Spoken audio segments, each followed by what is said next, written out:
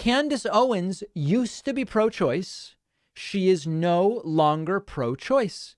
Let's listen to her explain why. Oh, thanks to Juho J for the Twitch Prime subscription, number 43. Oh, and let me do one super chat real quick. Guitar Hero says, horrified by Republican wins and seriously thinking of moving and establishing a life outside the U.S. Does that make me a coward? No. I mean, I think about the same thing. Doesn't make you a coward. Makes you sensible, quite frankly. Hello and welcome. So as you can see, I'm back from maternity leave. I have not yet had the baby, but I felt that this issue was too important. What? The issue of Roe v. Wade being overturned and the shrieking that is taking place.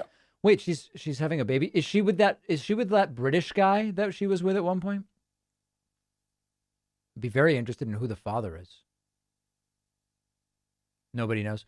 Oh, thanks to Hillary Lee for the Patreon pledge. Those count double, so that's number 45. Also, thanks to Andrew Geisis or Gissis. You're number 46 today. Let's continue with Candace. All across the world. I wanted to add my voice to this.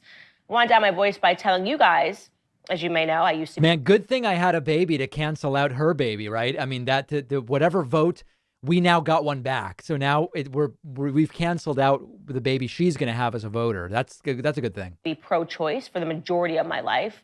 Why I am now pro-life. These are my 5 reasons that I am no longer pro-choice. Okay.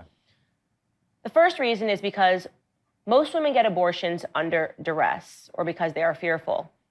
That's vague and untrue. Vague and untrue. My first introduction to the topic of abortion was when I was about 10 years old and a cousin of mine fell pregnant. She wanted to, despite how young she was, about 15 or 16 years old, keep her child. But the family said no. Okay, that's called an anecdote. Family, aunts, uncles, everyone flew in to meet with her and speak to her and tell her how this would ruin her life. There were a lot of tears. She wanted her child, and ultimately she didn't end up keeping it. My second introduction to the topic. So she's now against abortion because her cousin didn't want an abortion, and she falsely claims most abortions happen under duress.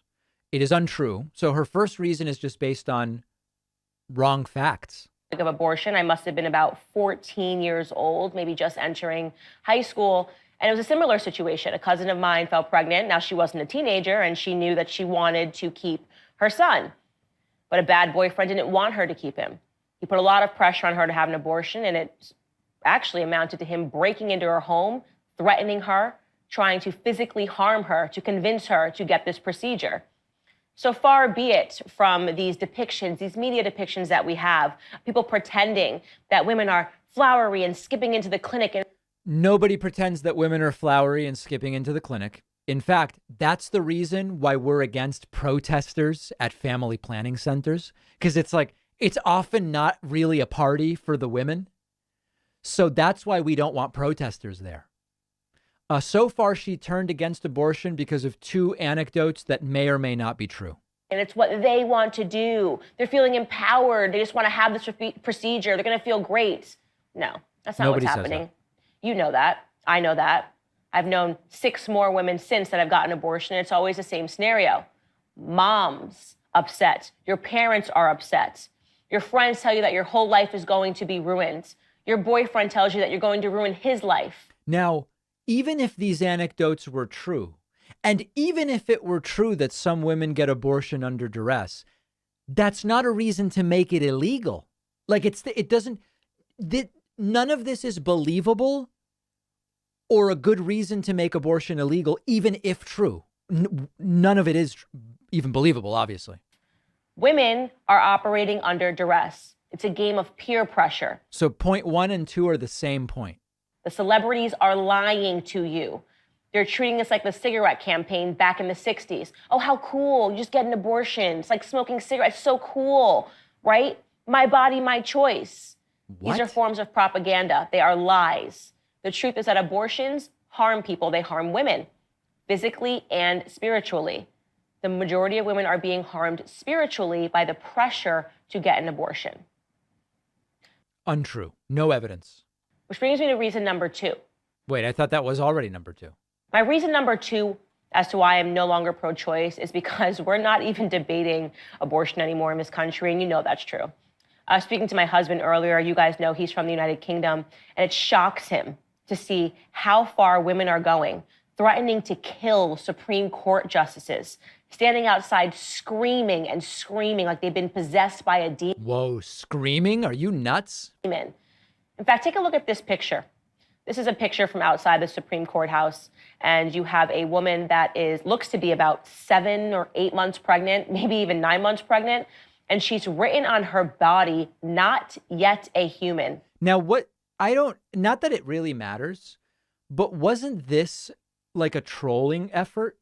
I don't actually know that. Was this woman serious? I don't even know. It doesn't even matter. It doesn't change anything. But was this for real, or was this a troll, the woman who did this?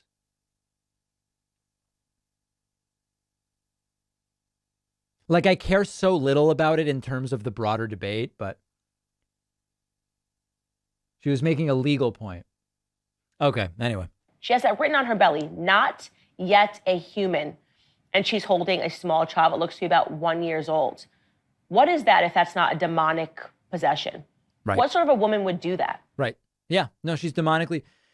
Candace Owens is very rationally telling us why she's now against abortion and mentioning that some of the people in favor of abortion are demonically possessed. Perfectly sensible, perfectly natural. What we're talking about in America now, when you have people that are legislating saying that women should be allowed to get an abortion up to 9 months, when the child is 9 months in the womb. I'm 9 months pregnant. I'm due to give birth in a week and a half right now. The idea that I could stroll into a clinic and there are people that believe that I should be able to just have this child removed from me. Do you guys know how rare that is? First of all, when you actually talk to OBs, if you said to them, hey, so let's just imagine when she says that she's a week and a half from her due date, let's assume that her due date is 40 weeks so that she's at 38 and a half weeks. Okay. If you go into a hospital right now and you go to labor and delivery, I just did this, right? Okay. So not me. I wasn't the pregnant one, by the way, and you go, yeah, I'm 38 and a half weeks. Give me an abortion. Is your life in danger? Like, OBs have already testified, like, we don't do that. We don't just nobody has ever done it. And if someone did, we would be like, what are you even talking about right now? We would be like, is it a psych eval? Is it new? I don't even know if that would be legal. I genuinely don't know. It probably depends on state to state. I've never heard of it. And every OB that has been asked about this scenario goes, I wouldn't do that. It's never happened and I wouldn't do it. 38 and a half weeks. It changed my mind. Just give me an abortion. It's unheard of. It's unheard of. Child that I feel kicking in my belly every second of the day. We're not talking about abortion. We're talking about child sacrifice. In fact, it reminds me of a book that I read about Native Americans, specifically Aztecs, and the horrific child and human sacrifices that took place. They actually committed on one day, because they built this temple, 26,000 people were sacrificed to raise a temple that they were building.